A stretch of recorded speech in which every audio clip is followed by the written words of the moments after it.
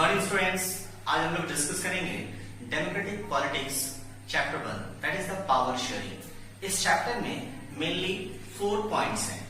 First point Belgium and Sri Lanka, second point majoritarianism in Sri Lanka, third point accommodation in Belgium, fourth point forms of power sharing. सबसे पहले हम लोग first point को देखेंगे that is the Belgium and Sri Lanka. इसमें Belgium को सबसे फर्स्ट देखेंगे।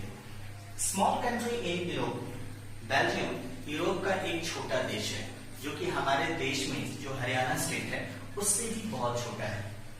Border with Netherland, France and Germany, Belgium का बॉर्डर नीदरलैंड, फ्रांस और जर्मनी के साथ शेयर होता है। पॉपुलेशन इज 1 करोड़, बेल्जियम का पॉपुलेशन सिर्फ 1 करोड़ है जो कि हरियाणा से हाफ है, जस्ट आधा है। Ethnic composition is very complex, Belgium का जो एथनिक कंपोजिशन है, जातीय रचना है, वो बहुत ज्यादा पेचीदा है, बहुत ज्यादा पेचीदा। इसके कारण है 59% लोग फ्लैंस रीजन में रहते हैं जो कि डच बोलते हैं, वो नीदरलैंड के करीब। 40% लोग वलोनिया रीजन में रहते हैं जो कि फ्रेंच बोलते हैं, वो फ्रांस के करीब रहते हैं। 1% लोग जर्मन बोलने वाले हैं, सिर्फ 1% ही बेल्जियम में जर्मन बोलते हैं क्योंकि वो जर्मनी के करीब रहते हैं। अगर हम बेल्जियम के कैपिटल ब्रुसेल्स को देखें तो उसमें स्थिति एकदम ऑपोजिट है, जस्ट ऑपोजिट। आइए देखते हैं। 80% लोग यहाँ फ्रेंच बोलने वाले हैं, 20% लोग यहाँ डच बोलने वाले हैं। अगर हम लोग कंपेयर करें बेल्जियम और इसके कैपिटल ब्रुसेल्स को तो देखते हैं कि स्थिति एकदम जस्ट ऑपोजिट है। यहाँ पर डच बोलने वालों की तादाद ज्यादा है, वहां पर फ्रेंच बोलने वालों की तादाद ज्यादा है। यहाँ पर फ्रेंच बोलने वालों की तादाद कम है, वहां पर फ्रेंच बोलने वालों की तादाद ज्यादा है। आप देख सकते हैं 59% लोग यहाँ पर डच बोलते हैं बेल्जियम में, लेकिन बेल्जियम के कैपिटल ब्रुसेल्स में वहां पर सिर्फ 20% लोग ही डच बोलते हैं। Tension between Dutch speaking and French speaking. 1950-60 में डच बोलने वाले और फ्रेंच बोलने वालों के बीच में काफी मतभेद हुए, mainly in capital city Brussels. अगर हम खास तौर से देखें तो जो बेल्जियम का कैपिटल सिटी ब्रुसेल्स है उसमें ज्यादा टेंशन हुआ, उसमें ज्यादातर से जो मतभेद है वो देखे गए। Here Dutch speaking people majority in country but minority in capital। अगर हम यहाँ देखें तो पता चलता है कि कंट्री में यानी कि बेल्जियम में डच बोलने वालों की तादाद मेजोरिटी में थी, मतलब तादाद उसकी ज्यादा थी, और कैपिटल में डच बोलने वालों की तादाद माइनॉरिटी में थी, मतलब डच बोलने वालों की तादाद कम थी।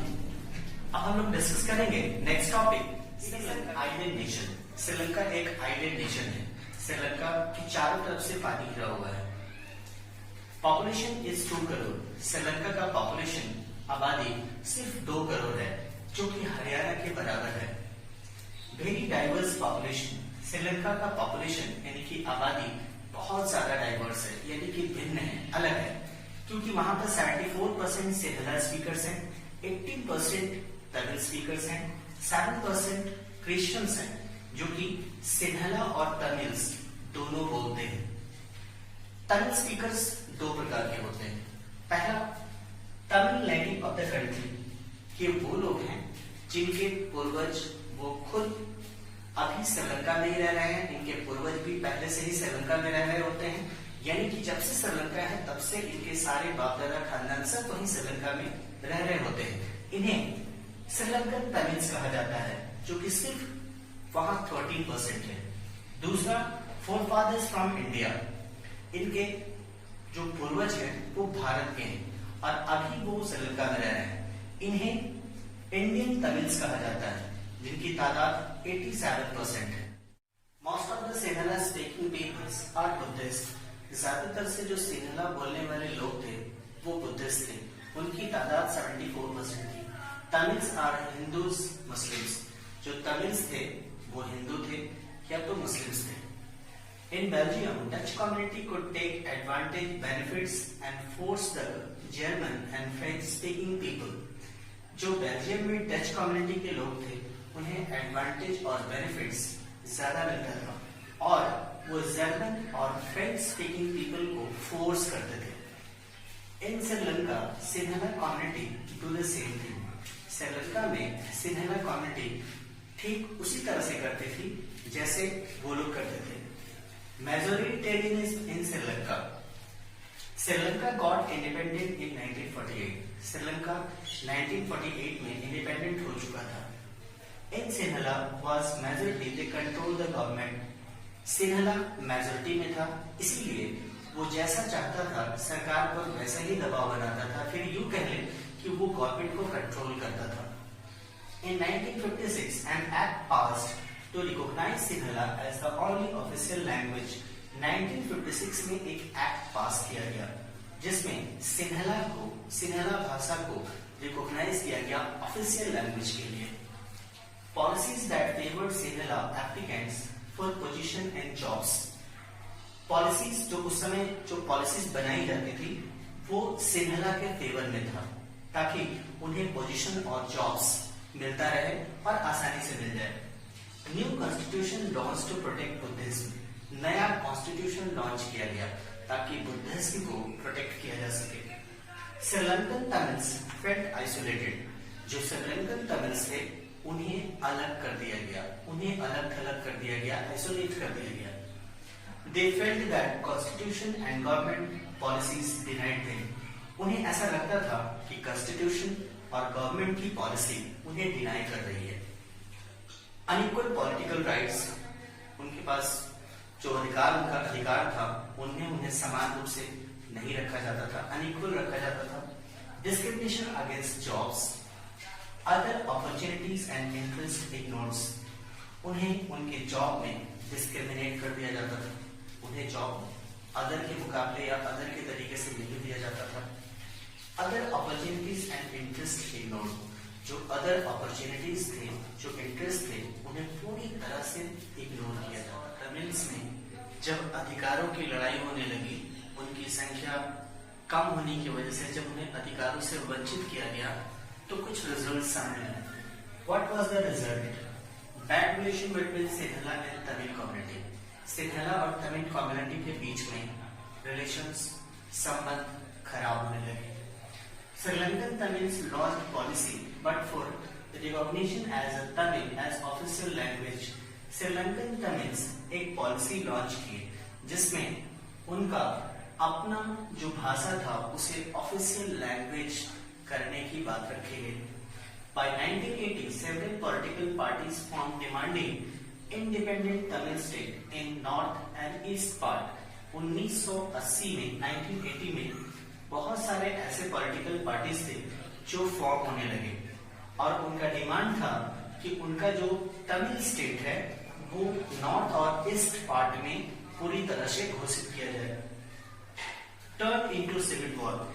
इस तरह से करने की वजह से सिविल वॉर शुरू हो गया, यानी कि पूरे एक ही कम्युनिटी के लोग, एक ही जगह के लोग आपस में लड़ने लगे, एक लड़ाई छिड़ गई। Thousands people killed from both sides. Many were asked to leave the country. हजारों की संख्या में, हजारों की तादाद में लोग मारे गए और बहुत सारों को तो कहा गया कि आप कंट्री को छोड़ दीजिए, आप देश को छोड़ दीजिए। Civil war has caused a terrible setback to social culture and economic life of a country. इस सिविल वॉर की वजह से, देश के लोगों की लड़ने की वजह से बहुत सारे ऐसे टेरिबल सेटबैक्स थे सोशल में, कल्चर में और इकोनॉमिक लाइफ में, जो कि देश को बहुत पीछे ले गया, बहुत बैक ले गया। Accommodation in Belgium took a different path. Belgium में अलग अलग रास्तों का चुनाव होने लगा, अलग अलग लोग रास्ते, अलग अलग पाथ पे चलने लगे। They recognized different culture and diversity. उनके अंदर अलग अलग तरह का कल्चर्स और डाइवर्सिटीज वो फॉर्म करने लगे। Brussels has a separate government in which both community has an equal representative. Brussels में सेपरेट गवर्नमेंट फॉर्म कर दी गई जिसमें कि कम्युनिटी सारे इक्वल्स थे। Apart from the central and state, they have a third type of government. Central और state government के अलावा एक तीसरा गवर्नमेंट फॉर्म हो गया जैसे कम्युनिटी गवर्नमेंट के नाम से जाना जाने लगा। हमने जो पहले दो स्टोरीज को डिस्कस किया, आइए उसके बारे में जानते हैं। बोथ वर डेमोक्रेटिक कंट्री, दोनों देश डेमोक्रेटिक था, प्रजातंत्र है। Power sharing was very different. इन दोनों देशों में, जो हमने पहले डिस्कस किया, इन दोनों देशों के बीच में पावर शेयरिंग बहुत अलग था, बहुत डिफरेंट था। In Belgium, leaders have realized that respecting the feelings and interests of different community and regions is only way to live peacefully. Belgium के जो लीडर्स थे, उन्हें इस बात का रियलाइज होने लगा कि किसी भी कम्युनिटी के फीलिंग्स और इंटरेस्ट को बिना समझे हम अपने देश में शांतिपूर्वक नहीं रह सकते। In Sri Lanka, minority community were forcing on other community. It is not good for the country. Sri Lanka में जो मेजोरिटी कम्युनिटी था, वो दूसरे कम्युनिटी पर फोर्स करने लगे। इससे क्या हुआ कि देश की स्थिति बेहतर नहीं हो सकती थी। ये देश के लिए अच्छा नहीं था। अगर कोई भी मेजोरिटी कम्युनिटी किसी अदर कम्युनिटी पर, माइनॉरिटी कम्युनिटी पर अगर वो फोर्स करता है, तो देश के लिए ये अच्छा संकेत नहीं होता है। Next, why power sharing is desirable. Desirable that means मनचाहा। Help to reduce possibility of conflict between social groups. अगर पावर शेयरिंग डिजायरेबल है, मनचाहा है, तो इससे फायदे होते हैं। Help to reduce possibility of conflict between social groups. Social groups के बीच में जो कन्फ्लिक्ट होता है, जो झड़प होती है, जो लड़ाइयाँ होती है, ये कम हो सकता है, ये कम होने की संभावना होती है। If majority force minority, then it ruins the country. अगर मेजोरिटी का दबाव माइनॉरिटी के ऊपर है, तो देश पूरी तरह से बर्बाद हो जाता है, देश कुचला जाता है। Power sharing is very spirit of democracy. इन देशों में जो प्रजातांत्रिक देशों में जो पावर शेयरिंग थी, वो बहुत ज्यादा एक इस तरीके से हम कह सकते हैं कि पावर शेयरिंग बहुत स्पिरिचुअल था। मतलब इन देशों के बीच में जो प्रजातांत्रिक तरीके थे, वो बहुत ज्यादा स्पिरिचुअल था। People have a right to be consent with the government. इन देशों के जो लोग हैं, उनका अधिकार था कि वो सरकार से कंसेंट कर सके, ताकि देश के अंदर एक अच्छी व्यवस्था बन सके, एक उचित व्यवस्था बन सके। A legitimate government is formed. इस वजह से एक लेजिटिमेट गवर्नमेंट फॉर्म होती है, जिसको हम विधि सम्मत सरकार कहते हैं। यानी कि सबके मर्जी के हिसाब से, यानी कि किसी कोई कमजोर दल, कोई माइनॉरिटी के बिना, मतलब उसके समझबूझ के बिना कोई ऐसा सरकार ना हो जिससे उस पर फोर्स किया जा सके, उसकी बातों को ध्यान ना दिया जा सके। यानी कि विधि सम्मत सरकार वो होती है जो सबके लिए और सबके भलाई के लिए वो काम करे। ऐसी सरकार को हम विधि सम्मत सरकार कहते हैं, यानी कि लेजिटिमेट गवर्नमेंट कहते हैं। नेक्स्ट टॉपिक हम लोग डिस्कस करेंगे फॉर्म्स ऑफ पावर शेयरिंग। यानी कि पावर शेयरिंग के कितने रूप हैं, कितने ढांचा हैं। अगर हम देखें तो इसमें मेनली 4 पॉइंट्स हैं। For a long time, it was believed that government must decide if one person or group so as to take quick decision. ऐसा लंबे समय से सरकार की मान्यता थी कि अगर पावर किसी एक आदमी या किसी एक ग्रुप को दे दे, तो डिसीजन लेने में बहुत आसानी होगी, बहुत जल्दी क्विक डिसीजन मिल सकता है। Next point, but everything change with the emergence of democracy. लेकिन डेमोक्रेसी आने के बाद, प्रजातंत्र आने के बाद सब कुछ बदल गया, सब कुछ चेंज हो गया। Common forms of power sharing. Power is shared among different organs of government: legislature, executive, judiciary. Power जितनी भी शक्तियां थी गवर्नमेंट की, पॉलिटिकल पार्टीज की, वो इन सरकार के तीनों ऑर्गन्स के बीच में शेयर होने लगी। विधानसभा, कार्यपालक और न्यायतंत्र के बीच में। हॉरिजॉन्टल डिस्ट्रीब्यूशन देखते हैं, लेजिस्लेचर, एग्जीक्यूटिव और जुडिशरी, इन तीनों के बीच में पावर इक्वल था। इन तीनों के बीच में किसी तरह की कोई कमी नहीं थी, तीनों के बीच में बराबर तरीके से पावर को शेयर कर दिया गया था। Each organs check each other. ये जो तीनों ऑर्गन हैं, LEJ, ये तीनों एक दूसरे को चेक करते रहते थे। कहीं कोई ज्यादा उड़ तो नहीं रहा, कहीं कोई ज्यादा कुछ कर तो नहीं रहा, किसी के पास ज्यादा पावर तो नहीं है, ये एक दूसरे को चेक करते रहते थे। जजेस आर अपॉइंटेड बाय एग्जीक्यूटिव। जो जजेस थे वो एग्जीक्यूटिव के द्वारा अपॉइंट किए जाते थे। एग्जीक्यूटिव दैट मींस कार्यपालक के द्वारा जजेस को अपॉइंट किया जाता था, लेकिन जजेस एग्जीक्यूटिव के सारे फंक्शनिंग को चेक करते थे। यहाँ देखिए, यहाँ जजेस को अपॉइंट एग्जीक्यूटिव कर रहा है, लेकिन एग्जीक्यूटिव फंक्शन कैसे कर रही है या एग्जीक्यूटिव फंक्शन कर रहा है कि नहीं कर रहा, ये जजेस चेक करते थे, ये जजेस देखते थे। थर्ड पॉइंट, जजेस चेक द फंक्शनिंग, ये हमने पहले डिस्कस कर दिया। This type of arrangement is called the system of check and balances. ये जो तरीका था, ये जो सिस्टम था, ये एक दूसरे को चेक करने का, यानी कि लेजिस्लेचर, एग्जीक्यूटिव और जजेस लेजिस्लेटिव, एग्जीक्यूटिव और जुडिशरी एक दूसरे को जो चेक करने का तरीका, जो सिस्टम था, इसे चेक एंड बैलेंसेस इसे system of check and balances कहा जाता था। Power can be shared among government at different levels. Powers सरकार के डिफरेंट लेवल्स में शेयर किए जाते थे। A general government for entire country and others at provincial or regional level called the feudal system.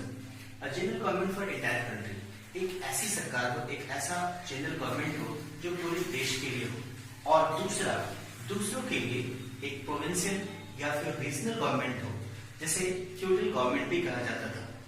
This is vertical division of levels of government. ये सरकार का एक वर्टिकल डिवीजन है, that is CSMP, that is the central, state, municipality and panchayat. Also be shared among different social groups, religious और linguistic groups.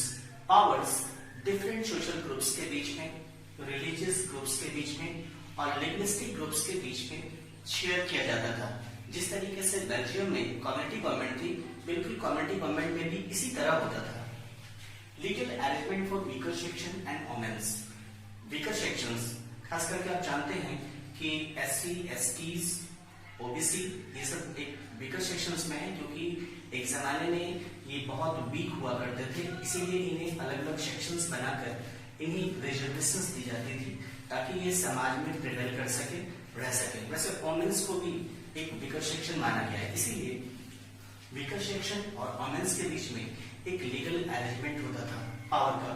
It helps minority groups to fair sharing powers. जो minority groups थे, जो इनकी संख्या बहुत कम थी, उन लोगों के बीच में पावर को फ्री शेयर दिया जाता था। Power sharing agreement can also be seen among political parties, pressure groups and movements.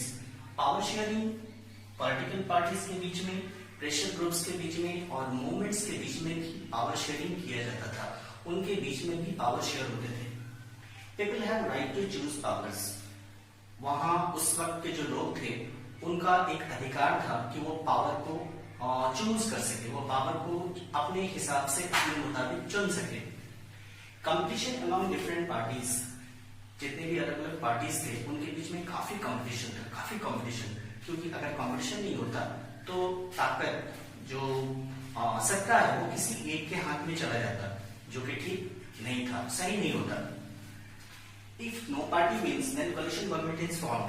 अगर कोई पार्टी नहीं जीतती थी, अगर क्राइटेरिया, विनिंग क्राइटेरिया पार नहीं करती थी, तो 1, 2 या 3 पार्टी मिलकर एक कोलिशन गवर्नमेंट फॉर्म करते थे, जिसको मिलीजुली सरकार कहते हैं। Different groups of traders, industrialist, farmers, industrial workers in democracy had share in government powers. जो अलग अलग ग्रुप्स थे, ट्रेडर्स के ग्रुप्स, इंडस्ट्रियलिस्ट के ग्रुप्स, फार्मर्स के ग्रुप्स और इंडस्ट्रियल वर्कर्स के ग्रुप्स प्रजातंत्र में, वो गवर्नमेंट की पावर में उनका एक शेयरिंग था। एक शेयरिंग कैसे था? वो डायरेक्ट पार्टिसिपेट करके वो अपना शेयरिंग देते थे, नहीं तो वो इन्फ्लुएंस करके, जो डिसीजन होता था, जो डिसीजन दिया जाता था, उसको वो इन्फ्लुएंस करते थे। वो अपना प्रभाव डाल के वो अपना पार्टिसिपेशन, अपना शेयर दिखाते थे। और इस तरीके से पता चलता है कि शेयरिंग ऑफ पावर्स जो था, वो अलग अलग देशों के बीच, अलग अलग ग्रुप्स के बीच में किस तरीके से देखा जाता था। That means of chapter. इसी के साथ ये चैप्टर खत्म होता है। इस चैप्टर से रिलेटेड नोट्स के लिए आपको परेशान होने की जरूरत नहीं है, आपको वेबसाइट से मिल जाएगा। वेबसाइट का लिंक डिस्क्रिप्शन में दिया हुआ है। आप वेबसाइट को खोलें www.phedu.in। आप वेबसाइट को खोलते ही आपको बहुत सारा मेन्यू दिखेगा। आप स्टूडेंट कॉर्नर पे क्लिक करें। स्टूडेंट कॉर्नर पे क्लिक करने के बाद फिर आप नोट्स पे क्लिक करें। नोट्स पे क्लिक करेंगे आपको क्लास दिखेगा। क्लास के नीचे दिया हुआ जो सब्जेक्ट है आप उस पर क्लिक करें, फिर चैप्टर पे क्लिक करें। चैप्टर पे क्लिक करते ही आपका डाउनलोड सेक्शन खुल जाएगा। डाउनलोड सेक्शन ग्रीन कलर से है, आप फिर उस डाउनलोड सेक्शन पर क्लिक करें, आपका चैप्टर डाउनलोड हो जाएगा और उससे सारा नोट्स आप अपने कॉपी में नोट कर लें। लेकिन ध्यान रहे कि सिर्फ राउंड किया हुआ, सर्किल किया हुआ ही क्वेश्चन को नोट करें। अगर अच्छा लगा हो तो लाइक, शेयर और कमेंट करें। Thank you, till then good bye.